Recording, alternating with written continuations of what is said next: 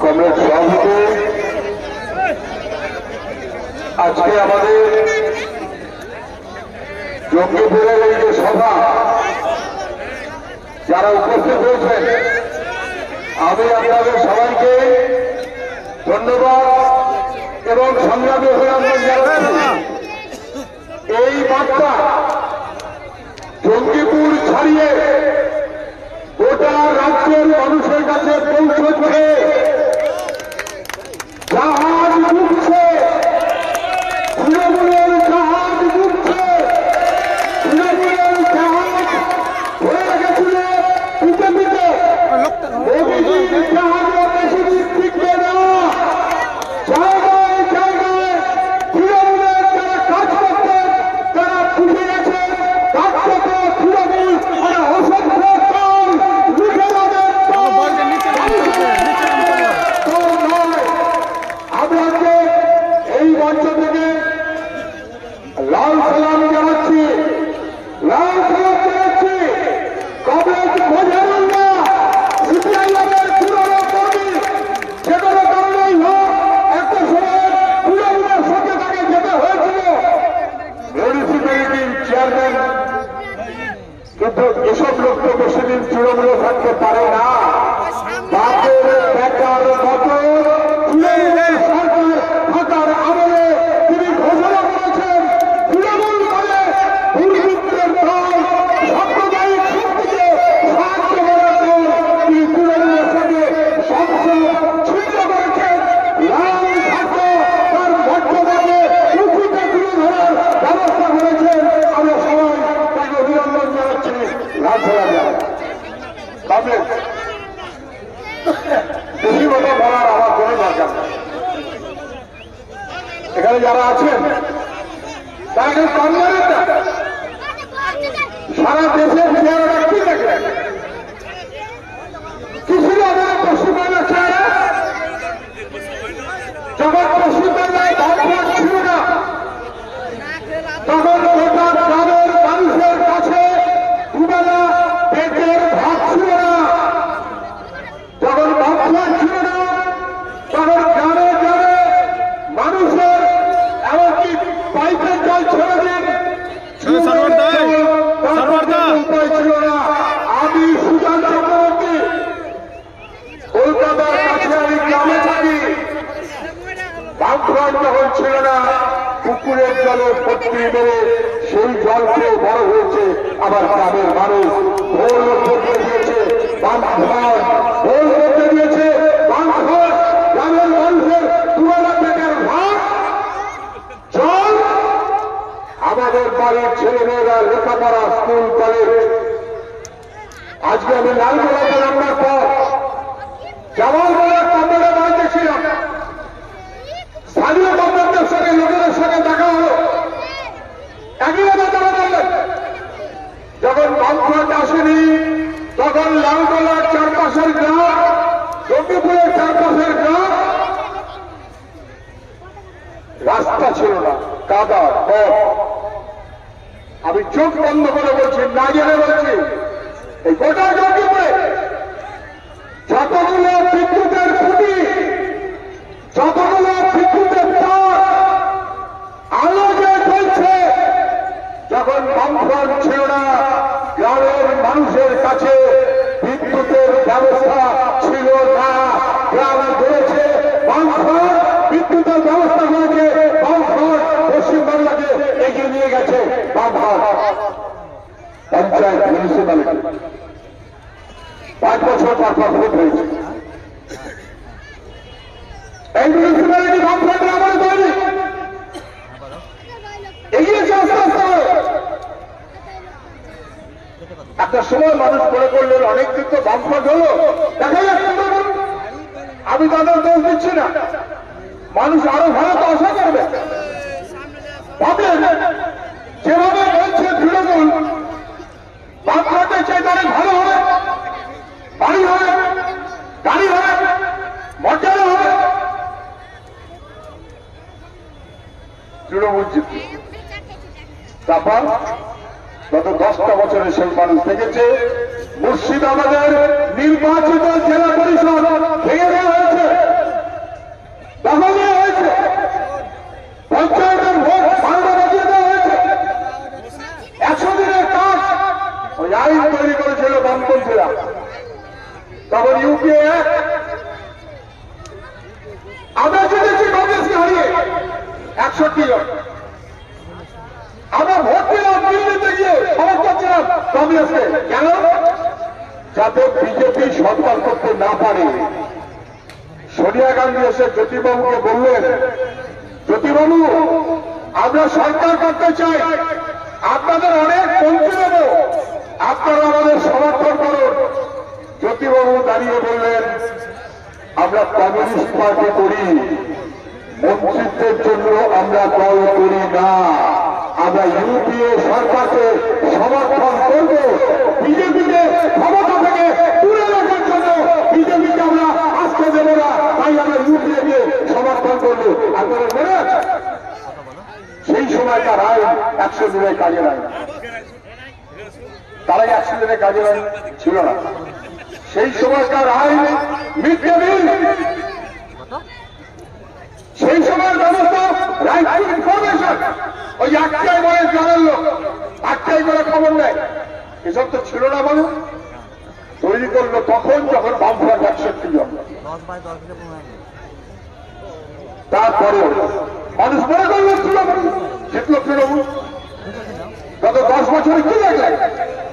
লুটের রাজত্ব চলে, প্রত্যেকটা গ্রামে 2 জন 3 জন 1 জন 4 জন মোটর বাইক, গাড়ি বাড়ি, টাকা পয়সা, 100 দিনের টাকা ভাগ দিতে হবে, ঘরের টাকা ভাগ দিতে হবে, রাস্তার কাজ ভাগ দিতে হবে, দোকানদার ব্যবসায়ী, এমনকি তৃণমূল যারা করে তাদেরকে জিজ্ঞাসা করবেন, তারা বলে আজ টাকা দিয়ে পারি না, সকাল বন্ধু সন্ধ্যে খালি টাকা চায়।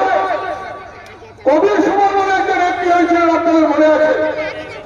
কবির সুমন, তিনি টিভিতে এসে বললেন তৃণমূলের নেতাদের খালি খাও খাও খাও, টাকা ছাড়া তৃণমূল কিচ্ছু ছেড়ে না।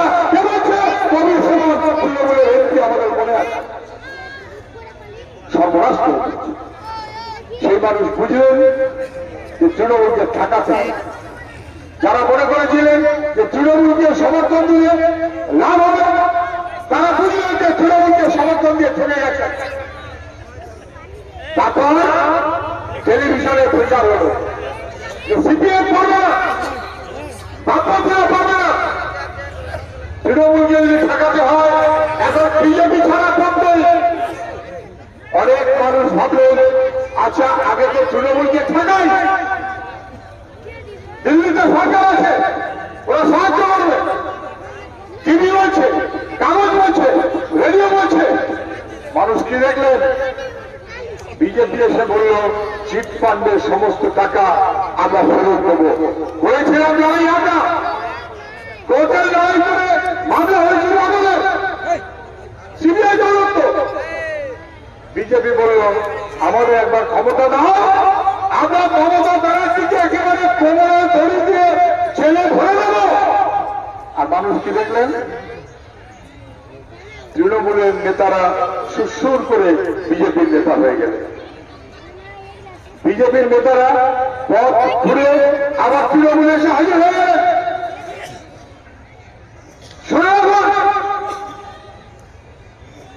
এই যে এখন বেরোচ্ছে কুণাল ঘোষ বলে একজন তৃণমূলের নেতা, সে আবার বলছে, আজকে বলছে সুদীপ ব্যানার্জি আসলে বিজেপি।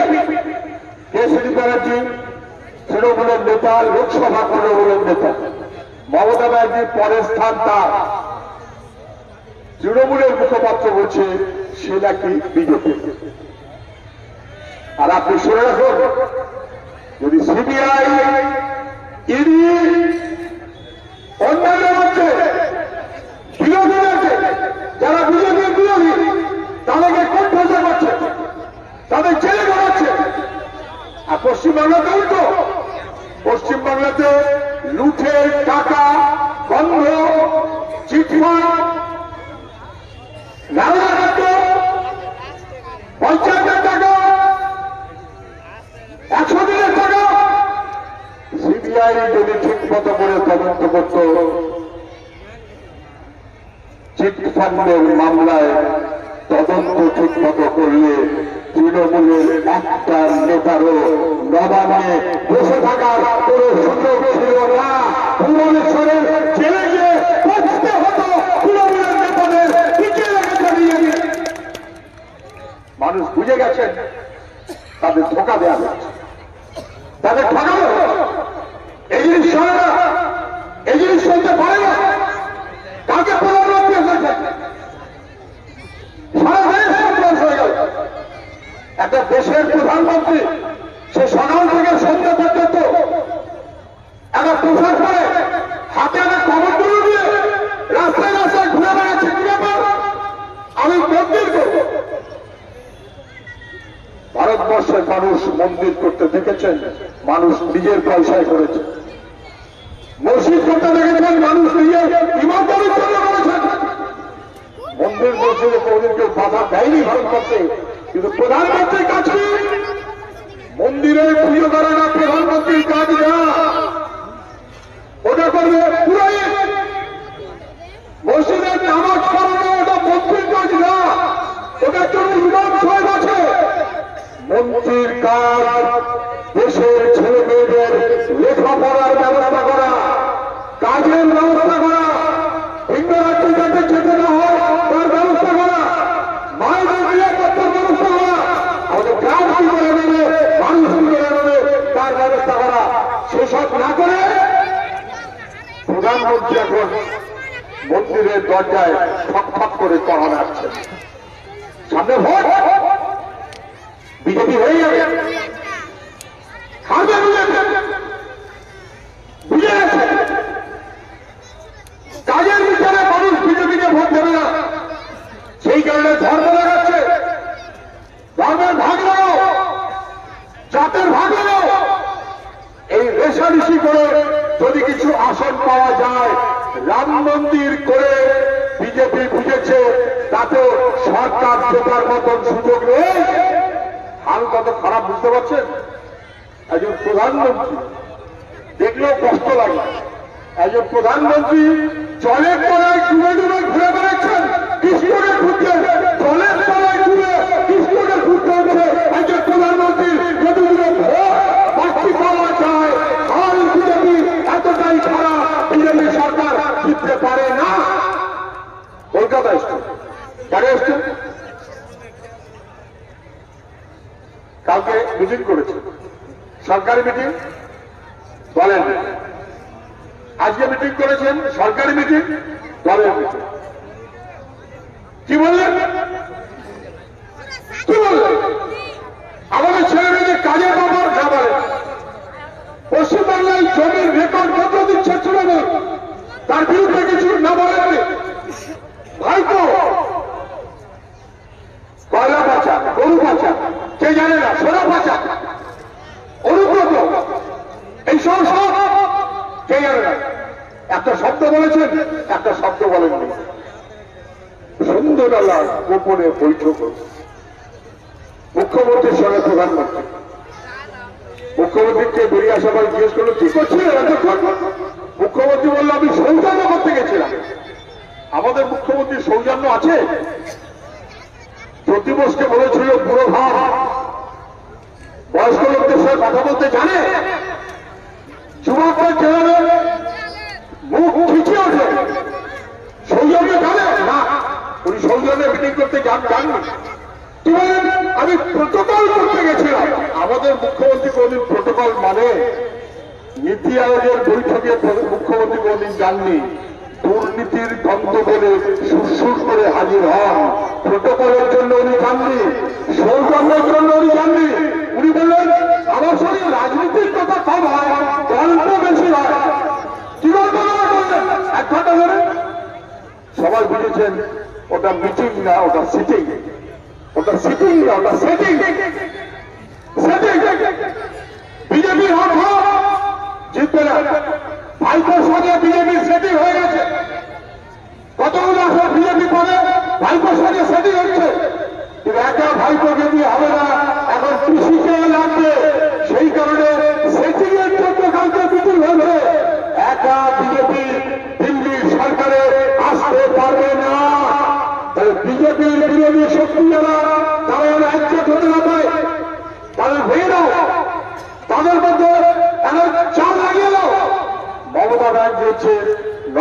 মোদীর সেই চাল বিজেপির বিরুদ্ধে যারা আছে তাদের মধ্যে সূর্য হয়ে ঢুকে ফল হয়ে বাকি শক্তিগুলোকে বিচ্ছিন্ন করা যায় কিভাবে তার ব্যবস্থা।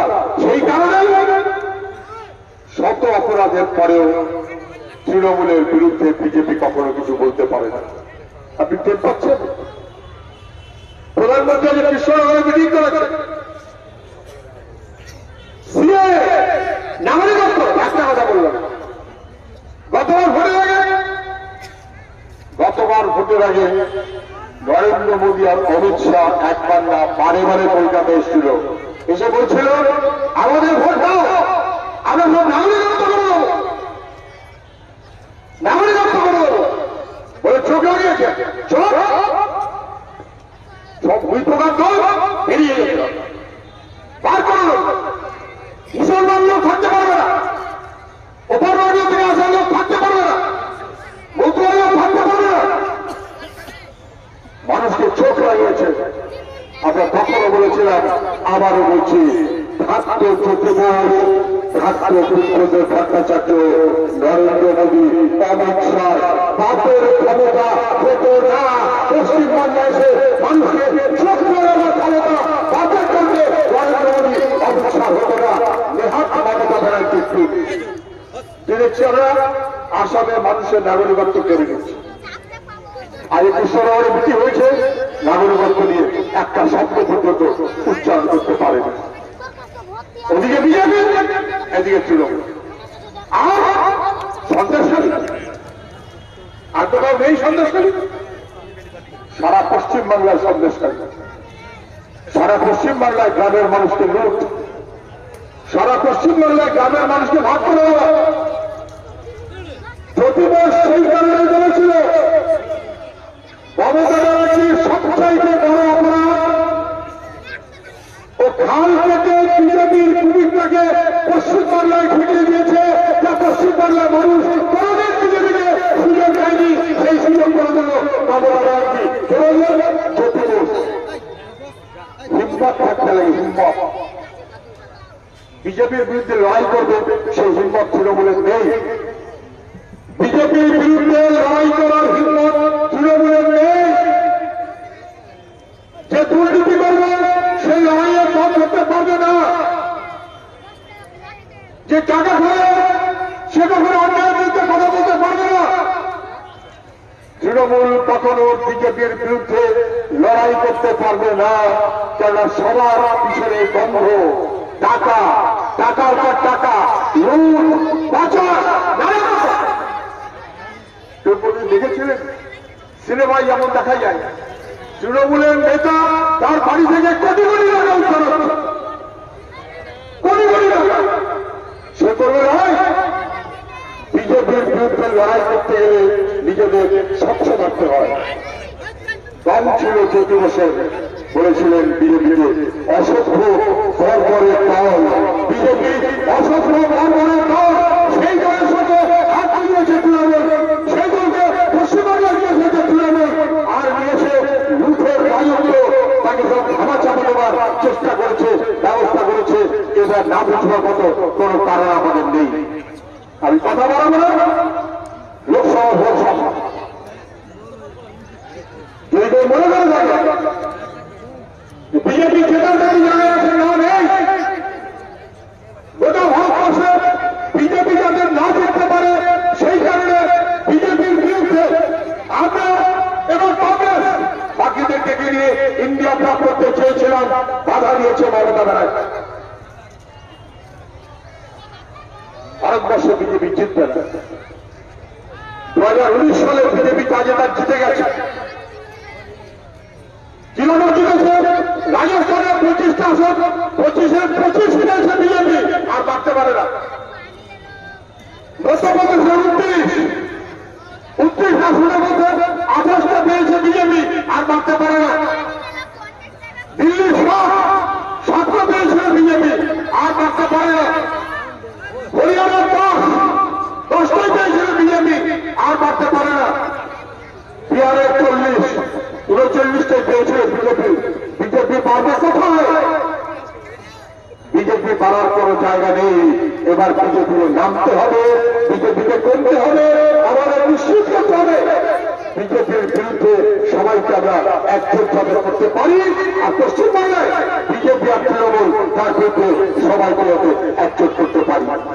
শুনে রাখুন, আমি সমস্ত মানুষকে বলবো 5, 7, 10 বছরের মধ্যে ফারাক কি হয়েছে দেখে রাখুন। 7-8 বছর আগে তৃণমূল যখন এসেছে তখন সাধারণ মানুষ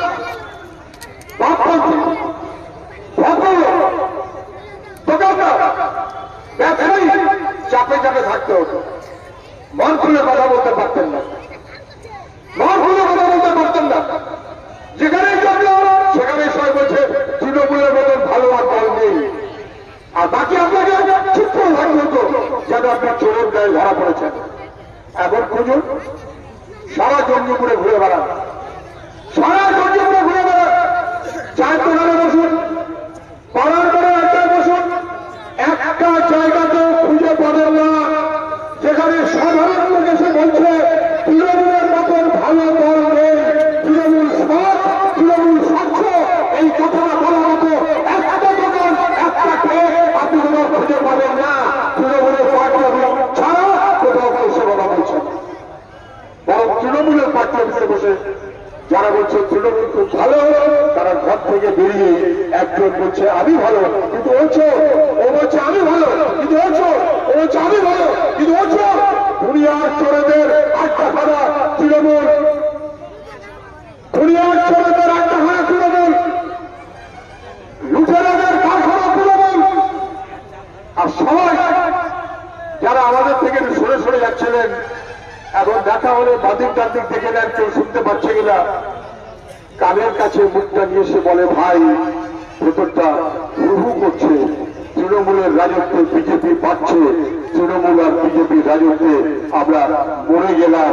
বামপন্থীরা ফিরে আসো, লাল ঝান্ডাটা ফিরে আসো, মানুষের ইজ্জতের জন্য লাল ঝান্ডাই একমাত্র শক্তি, এটা মানুষ এখন তৃণমূলে বলছে। এই হচ্ছে সময়। সন্দেশকারী দুটো ব্লক, একটা সিটে ভোট হয়নি,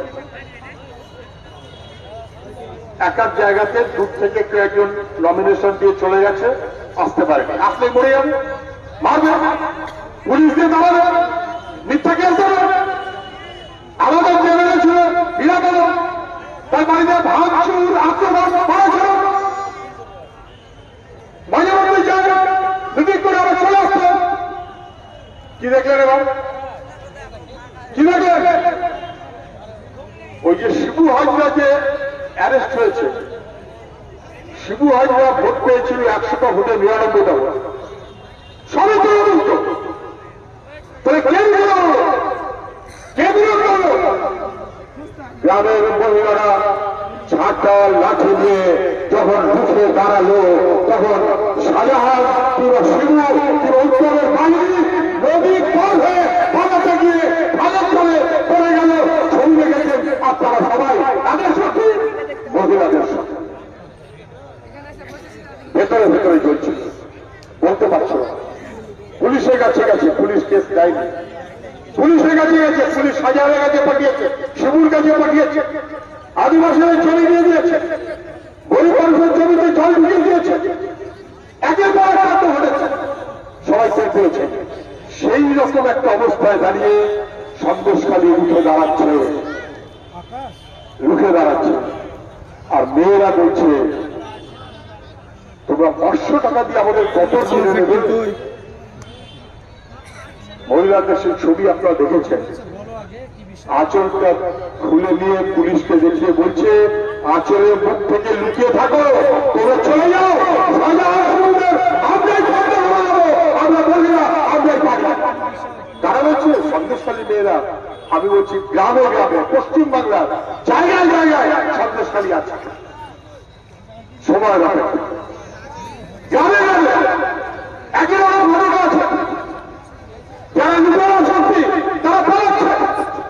কোনদিন কেউ কখনো ভাবতে পেরেছিলেন যে মমতা ব্যানার্জির সততার প্রতি তার সরকার, তার শিক্ষামন্ত্রী ছেলে, শিল্পমন্ত্রী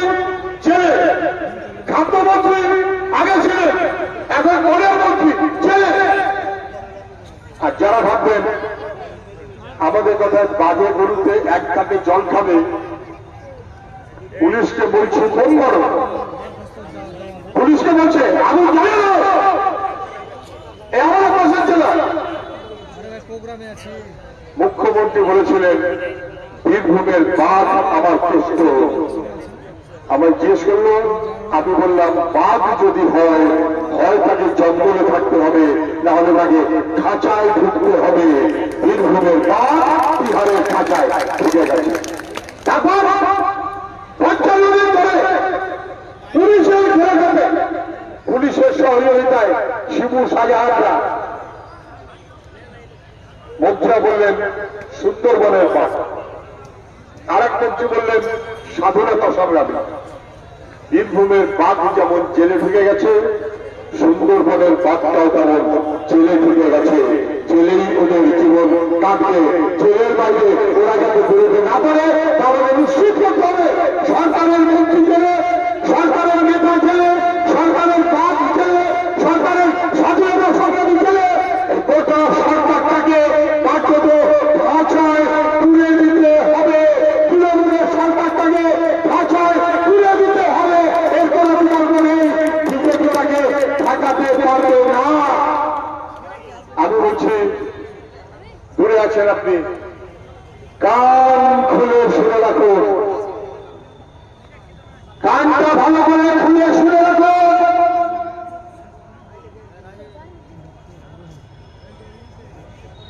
মন্ত্রীপক্ষ, মন্ত্রী জ্যোতিপ্রিয়, তাকেও মমতা ব্যানার্জি ঠেকাতে পারেনি। এখন মুখ্যমন্ত্রী দিল্লিতে গিয়ে বলছে আমার মন্ত্রীদের যাওয়াই হোক, অন্যদের যাওয়াই হোক, আমি পিসি ভাইকে তোমার পায়ে ধরেছি, আমাদের যেন ফেলে যেতে না হয়, আমাদের টিকে রাখো, আমরা আসন দিয়ে দেবো। কালকে সেই চিন্তাই হয়েছে। তাই বলছি কান খুলে শুনে রাখুন, দেড় পয়সার ধরতে তৃণমূলের মাস্টার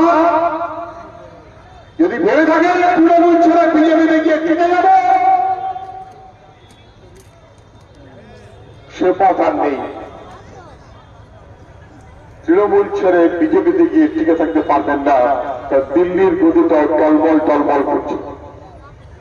কান খুলে শুনে রাখুন, মমতা ব্যানার্জি শত চেষ্টা করার পরে অনুব্রত মণ্ডলকে ঠেকাতে পারেনি। নরেন্দ্র মোদী শত চেষ্টা করার সত্ত্বেও ঠেকাতে পারেনি।